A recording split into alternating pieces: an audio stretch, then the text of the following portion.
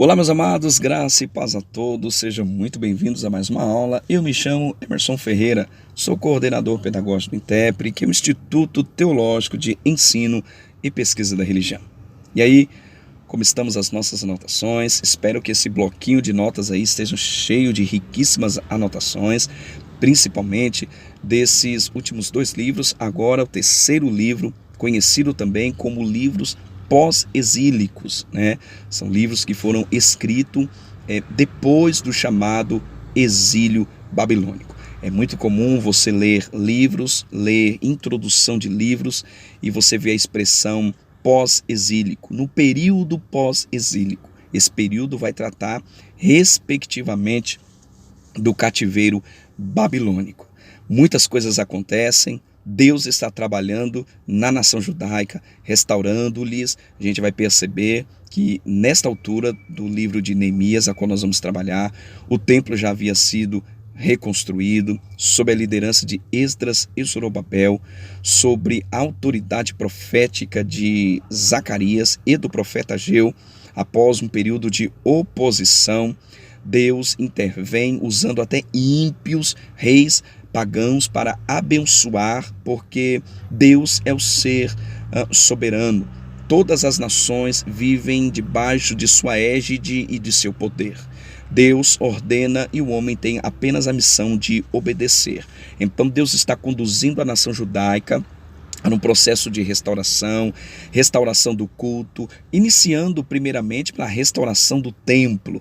O templo é restaurado, a gente vai ver que esse processo de restauração continua, há um clamor, há um período de confissão, há uma chamada ao arrependimento através da instrumentalidade do então escriba e sacerdote Esdras, já no capítulo número 9 e no capítulo número 10.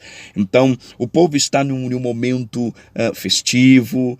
Deus se manifesta de uma forma tremenda no templo pós-exílico, confirmando a sua aliança com o intuito de asseverar, com o intuito de mostrar, evidenciar, como se fosse tatuar a mente e o coração dos judeus para esta tão nobre promessa que se cumprirá na manifestação do Messias, a saber, a pessoa bendita dos dois testamentos, Jesus Cristo de Nazaré.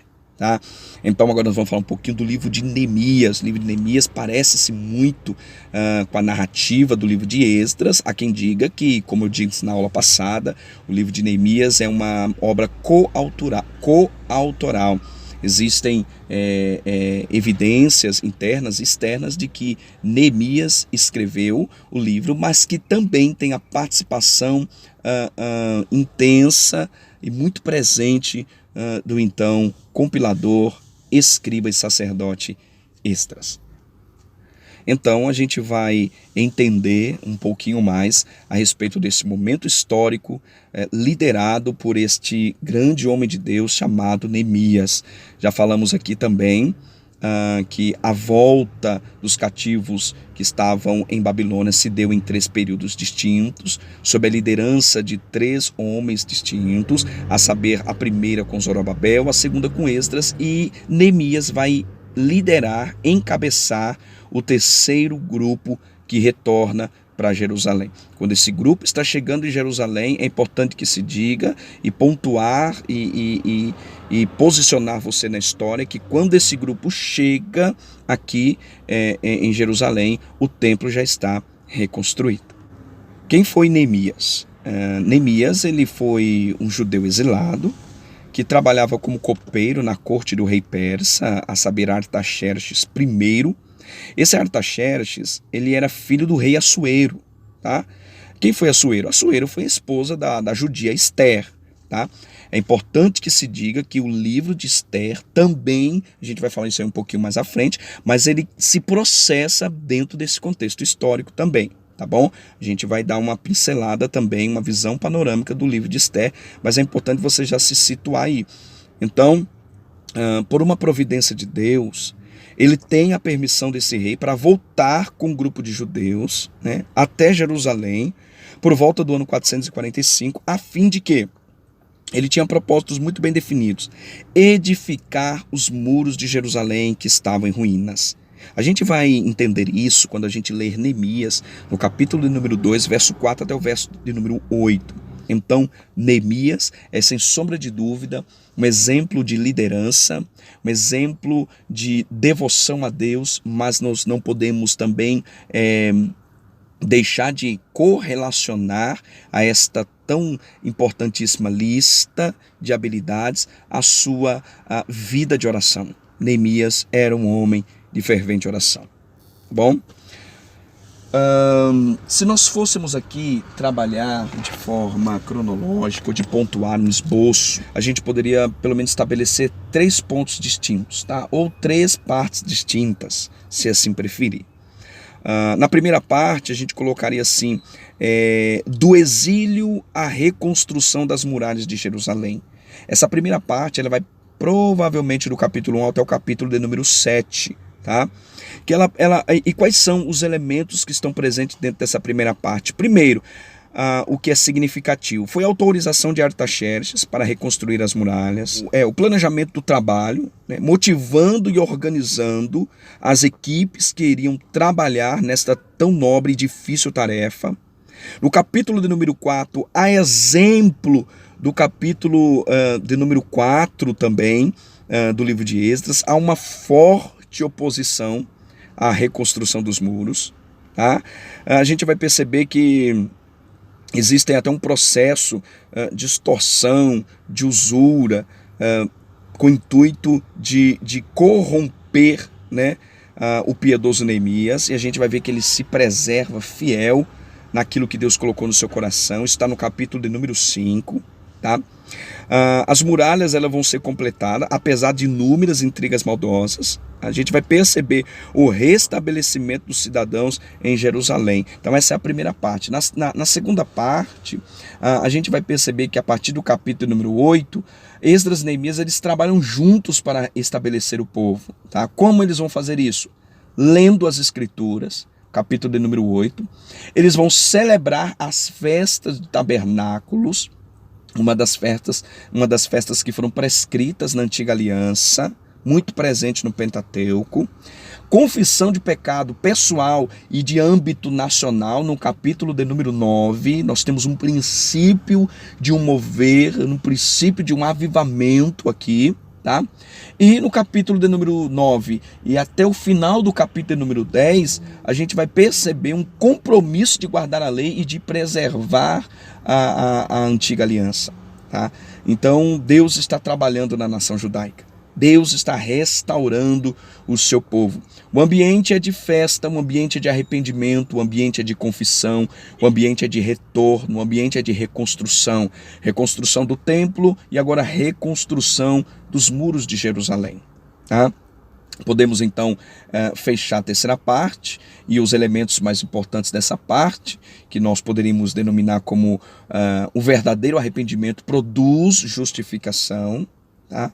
Dentro dessa terceira parte a gente pode incluir o censo de Jerusalém e as chamadas vilas que estavam vizinhas, há uma contagem do povo, tá? Há uma entrega, uma dedicação das muralhas e provisão para as finanças do templo, tá? E a gente vai entender aqui também que há um segundo período de governo de Neemias, que vai incluir reformas posteriores e inclusive uma oração final. Então o livro termina com uma oração feita pelo então líder habilidoso que estava conduzindo a nação de Judá, a saber, Neemias. O livro de Neemias ele é muito rico, ele é extremamente didático e vai nos ensinar, sobretudo, a lidar com as oposições da vida. A gente vai entender, e uma das premissas que reverbera o livro de Neemias é que, mesmo estando sob a direção de Deus, mesmo estando sob os cuidados de Deus, nós não estamos imunes às inúmeras perseguições e oposições que nos cercam. De uma forma muito equivocada, temos ouvido recentemente que se o projeto é de Deus, não sofrerá perda. Engano. Temos ouvido frequentemente, se a obra é de Deus, não sofrerá oposição. Engano. É muito bem verdade que toda oposição não prevalecerá contra aqueles que estão enraizados na promessa do Senhor nosso Deus, como estavam esses judeus aqui, que tanto no livro de Esdras como no livro de Neemias, em momentos históricos distintos, nós vamos ver processos de oposição de forma veemente, intensa, mas em todas elas nós precisamos entender que há uma tese, há uma verdade inamovível e inabalável. Qual é? Deus é o Deus da promessa. Então, a gente vai perceber que o Deus da promessa vai conduzindo o povo. Essa promessa ela é condicional. O povo vai crescendo, o povo vai se desenvolvendo, mas se nós observarmos a narrativa dos dois livros, o povo está se quebrantando diante de Deus, confessando suas faltas diante do Senhor, e Deus está confirmando a sua aliança mediante esta ação do povo. Queridos, há promessas de Deus que são incondicionais, mas tem muita promessa de Deus que também é condicional, não condicionado ao poder, porque Deus ele é soberano e efetua tudo o que quer, mas condicionado à sua posição, à sua postura. Portanto, cuidado com expressões do tipo, quem tem promessa não morre. Este é um veredito que não encontra respaldo bíblico, pois há muita gente que eu conheço, que você também conhece, que também tinham promessa de Deus, mas as promessas não vigoraram. Não vigoraram porque faltou excelência de poder em Deus, porque Deus, repito, é soberano e executa todos os seus planos segundo o seu bel prazer. Todavia, há promessas que são condicionais. Então, o povo está diante de uma condicional e está se quebrantando diante de Deus. Os capítulos de número 8, os capítulos de número 9, os capítulos de número 10 de Neemias vão mostrar que o povo aproxima-se, vivencia um momento de restauração, de arrependimento e confissão, e que inicia-se com a exposição das Escrituras, porque todo avivamento inicia necessariamente pelas Escrituras Sagradas. Amém, queridos? Deus abençoe a todos os nossos alunos do Intepre.